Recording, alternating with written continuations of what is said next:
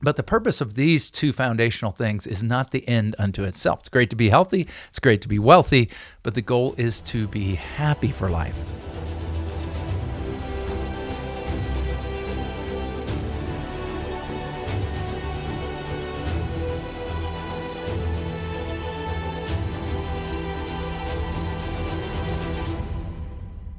Hi, friends. This is Colin Richards, president and founder of Lord & Richards, and I am really enjoying this little series that we're doing on being wealthy, healthy, and happy for life.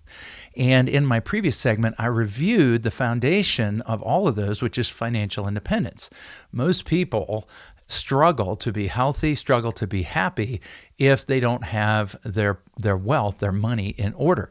And so we want to do that as part of a written plan that we develop for you at Lord & Richards. But we also want to plan to be healthy for life. And that goes beyond money planning, but it involves money.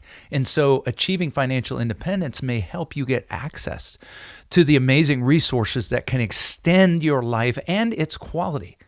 And so in our series on being healthy for life, we talked about the necessity of using food as a fuel and a bodybuilding platform. I don't mean bodybuilding in the sense of getting huge, but I mean building your body up with foods. Think about your body is made up of the foods that you eat.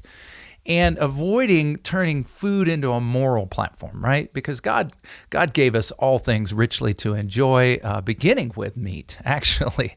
And so each day, eating right, eating a gram of high quality, more bioavailable protein, typically found in meats, chicken, beef, fish, pork, and so on, to maintain your muscle and avoid that wasting that occurs as we age. We're losing significant parts of our muscle if we don't get in front of it.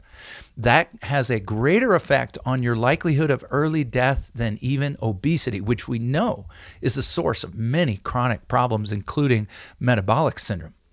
Also, getting great sleep, turning your bedroom into a sleep chamber, not a TV watching chamber, not bright lights, but darkening the curtains, getting rid of certain wavelengths of light before you sleep, making sure that you have a bedtime ritual that allows you to move quickly into sleep. And then exercising for life, not just eating, but sleeping well and exercising daily. You need to move around daily. Don't just move around 3 days a week. Now, your more intense cardiovascular and high intensity exercises can occur 3 days a week.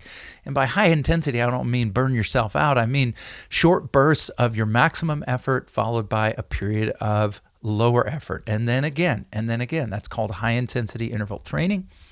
Also, rolling, stretching, preparing. The other day, I took our little baby dog out that my daughter owns, my little grand dog, and I started jogging, and I forgot to stretch some muscles, and sure enough, I felt it, right? So stretching, rolling, the Theragun is a great tool that you can get to keep your muscles pliable. And then getting access through financial independence to maybe some higher quality, more proactive medical care. You see, our medical system is set up to repair and not so much to care for your body. And so getting regular blood work, maybe doing more proactive diagnostics, full body MRI screening, getting access to better therapies and treatments that head off future complications rather than always treating things when they break. And then maintaining that vitality, that strength. We've got that Old Testament promise that Moses gave the tribe of Asher at the end of his life in Deuteronomy 33:23. As your days, so will your strength be. I want your strength to equal your age, right? We cringe maybe when we think about age 90, 95, and we're worried we're going to be frail. It doesn't have to be that way. You know, what if you could do all these amazing activities, travel, go snowboarding, dirt biking, or horsing around in your 60s, 70s, and maybe even 80s with your grandkids because of this kind of self-care? And then, of course, adding to all of the normal exercise is some strength training, right? Within reason and maybe under supervision, but gradually putting your muscles under weight so that they break down and then build back stronger, break down, build back stronger, and fight that sarcopenia that robs us of our muscle and can reduce the quality of life and our length of life. So those were the subjects that I hit the most, especially also pliability, not just hitting the gym, not just running out and exercising without the right kind of extended. For me, it's typically 10 to 15 minutes of stretching, rolling, working muscles and tendons so that they're prepared and warmed up before you begin to put strain on them. And that then, financial independence and a great healthy lifestyle becomes a foundation for the happiness we want to enjoy, right? Because happiness isn't health, but most people would trade just about anything to have good health if they don't have it. Most people would gladly spend whatever they needed to spend on health if they didn't have it. But the purpose of these two foundational things is not the end unto itself. It's great to be healthy. It's great to be wealthy. But the goal is to be happy for life. And I'm going to give you four principles. I've already talked about one, financial independence, being financial independent so you can get access to amazing things, not just for your health care, but also for the things that you want to do with a family. What if you, because you've planned well with Colin Richards and developed a plan and actually budgeted in and tested the probability of success of doing special things that may cost a little extra money? I know people who take their whole family on a cruise. That sounds pretty amazing. I remember one of my clients, sweet lady, who just wanted to take the whole gang, and it would cost her $50,000 a year. But you know what? She had built it in her plan, and she had this amazing plan that allowed her to do it.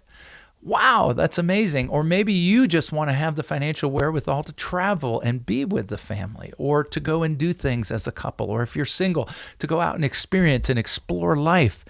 That takes money. It really does. It doesn't mean that good budgeting and common sense can't keep those costs low, but how much better?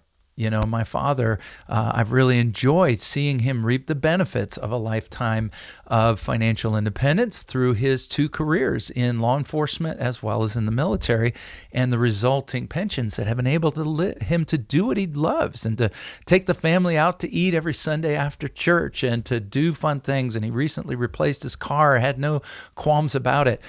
This is important, folks. It's not the money that's important. It's what the money allows us to do with the people that we love and go to the places that we love and buy the things and pay for the things that will enhance and add to those experiences and relationships that are vital in life.